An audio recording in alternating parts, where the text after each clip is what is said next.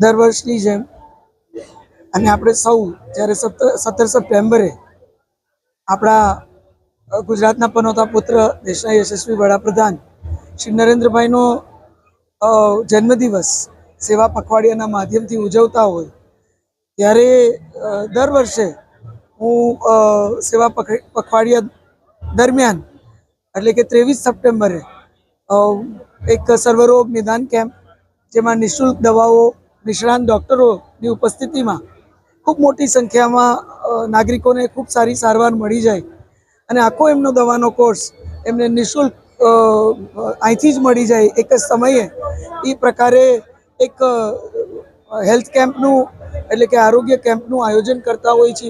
સાથે એક બહુ મોટું એક રક્તદાન કેમ્પનું પણ આયોજન કરતા હોય છે, જેમાં તમે જોયું એ પ્રમાણે અહીંયા જાહેરાત પણ થઈ કે સવારે 8:30 કાર્યક્રમની નો સમય હતો. 9 વાગ્યા પછી દાતાઓ અને ડૉક્ટર્સની ટીમ જે હતી એ પણ 9 વાગ્યા પછી જ ફ્લોર ઉપર રહેવાની હતી, પણ રક્તદાતાઓ 8, 8:30થી જ અહીંયા બહુ લાંબી કતારમાં ઊભા હતા.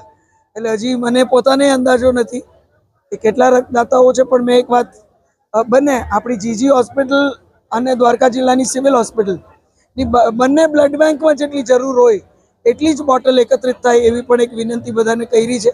એનાથી વધુ બોટલ્સનો કોઈ અર્થ નથી. એટલે ટૂંકમાં ખૂબ મોટી સંખ્યામાં એ રક્તદાતાઓ પણ ઉપસ્થિત છે. સર્વે નાગરિકો આજે મોદી સાહેબના જન્મદિવસ નિમિત્તે આ સેવા પખવાડિયા અંતર્ગત હું ભાગ્યશાળી છું કે મારો પણ જન્મદિવસ આ સેવા પખવાડિયાના સમયમાં જ એટલે કે 23 સપ્ટેમ્બરે હોય છે.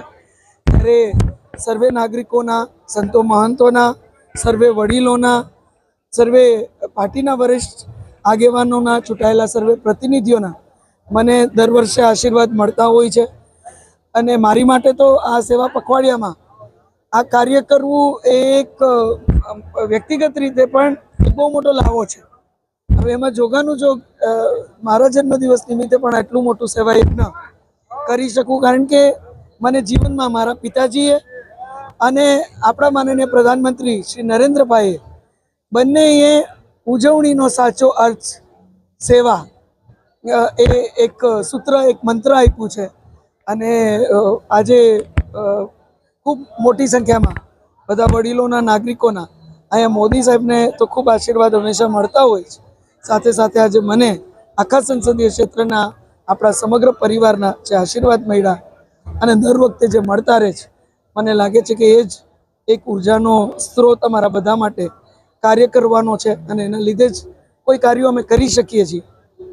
તો દિશામાં અમને સક્ષમ કરવા માટે પણ અને ખૂબ મોટી સંખ્યામાં બધા નાગરિકોની ઉપસ્થિતિ બદલ એમને ખૂબ હૃદયપૂર્વકના વંદન કરી અને આમ નામ આપણે બધા એક થઈએ અને આપણા જિલ્લાને મજબૂતીથી, આખા સંસદીય ક્ષેત્રને મજબૂતીથી એક વિકસિત ભારત સાથે જોડવા માટે આત્મનિર્ભર બનાવીએ, સ્વદેશી વસ્તુઓના આગ્રહી બનીએ અને અત્યારના જીએસટી નો બચત ઉત્સવ આપણે સૌ સાથે મળી અને મા આદ્યશક્તિની આરાધના સાથે ઉજવીએ એવી પણ શુભકામનાઓ પાઠવું છું.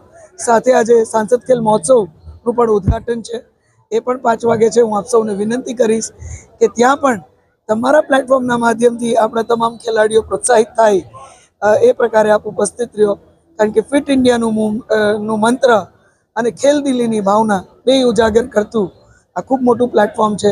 તો આપ ઉપસ્થિત રહ્યો.